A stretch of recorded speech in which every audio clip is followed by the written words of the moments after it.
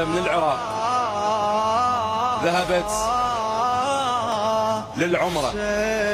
من ضمن هذه الحملة امرأة معها ولدها المعاق، فينقل صاحب الحملة يقول احنا نص الحملة طبت ويا الجناين، يقول فهاي المرة ما قدرت انهضمت، يقول صاحت الشرطي ابو شرطة هناك بالمقبرة هنود وباكستان يعني، يقول صاحتها قالت له هاك هذا البطل مال مي، يقول وخلت له وياه فلوس، قال لها يا قبر، قالت له ذاك القبر قبر ام البنين. قام يفرغ بالمي، هو يفرغ بالمي هي تقولها يا ام البنين هذا المي جبته لك من كربلاء.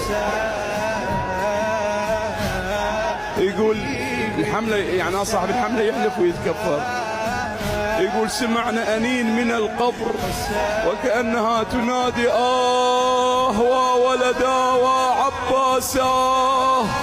يقول بهاي الأثناء الولد قام على حيله وصعد على المدرج، فأمه قالت لها يم اربح حزم يا معزبة مشكورة، طابوا اليد من ايدك يا دكتورة، صورة بيتنا القبر جل هذا اليوم. من العراق